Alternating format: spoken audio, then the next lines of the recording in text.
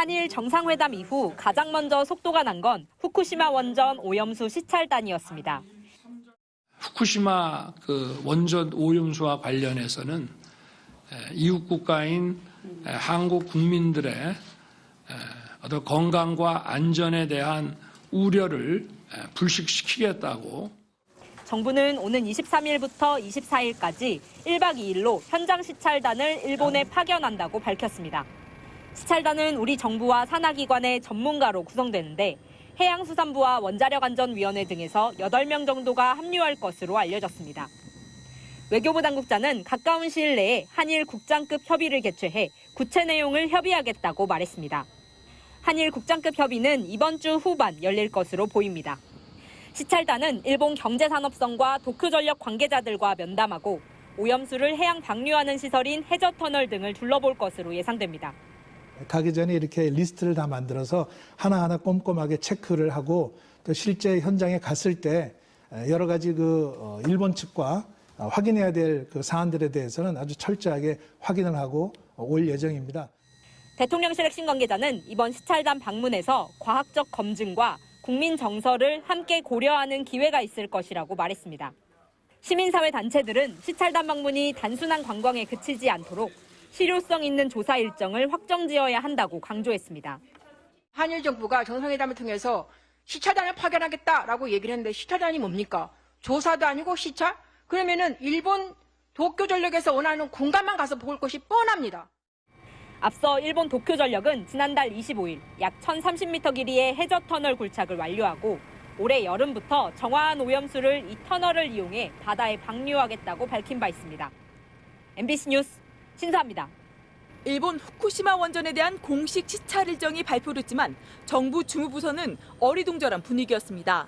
주무부서조차 시찰과 관련한 아무런 지시를 받지 못했다며 총리실 산하 시찰단 TF에서 결정하면 이에 따를 예정이라고 밝혔습니다. 다만 원자력과 관련한 전문성을 감안할 때 시찰단은 정부 기관과 원자력 관련 단체가 함께 참여할 것으로 보입니다. 정부 부처에서는 외교부가, 전문 기관으로는 원자력안전위원회나 한국원자력학회 추천자가 참여해 일본이 제공하는 데이터를 분석할 것으로 예상됩니다. 수입 수산물에 대해 상대적으로 엄격한 입장을 유지하고 있는 해양수산부는 시찰단 참여와 관련해 아직 전달받지 못했다고 밝혔습니다. 하지만 이틀간 이뤄지는 시찰이 과연 실효성이 있는지에 대해서도 의견이 엇갈렸습니다. 한 학회 전문가는 다음 달 초 국제원자력기구 IAEA의 최종 보고서가 나오기에 앞서 우리 측 시찰단이 현장을 확인하는 것 자체가 의미 있다고 평가했습니다. 반면 또 다른 학회 관계자는 도쿄전력과 일본 정부 측 설명만 듣다가 오는 사실상 견학에 불과하다는 의견을 냈습니다.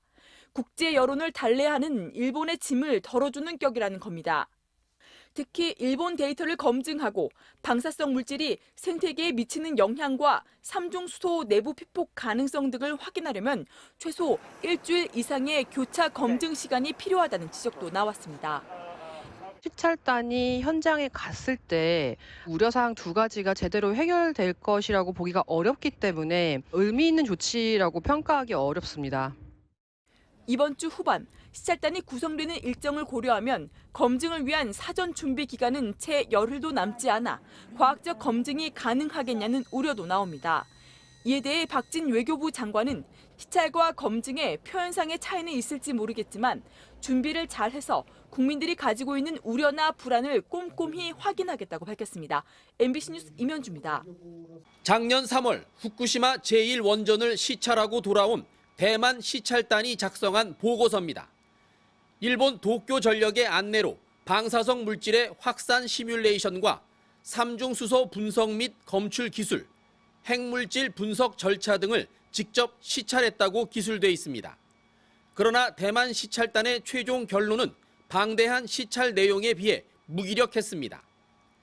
일본 측의 해양 모니터링 자료를 공유하고 방류 안전 기준을 충족하는지 확인하며 검토 정보를 공개해달라는 건의사항을 전달했을 뿐이고 대만 자체 시뮬레이션을 개발한다든지 다핵종 제거 시설이나 IAEA 심사에 지속적인 관심을 갖자는 궁색한 내용으로 마무리됐습니다. 대만 정부는 지난 2021년 이미 오염수 방류에 대한 반대 의견을 분명히 밝혔지만 시찰단의 활동으로는 일본 정부의 방침을 막거나 늦출 수 없었습니다.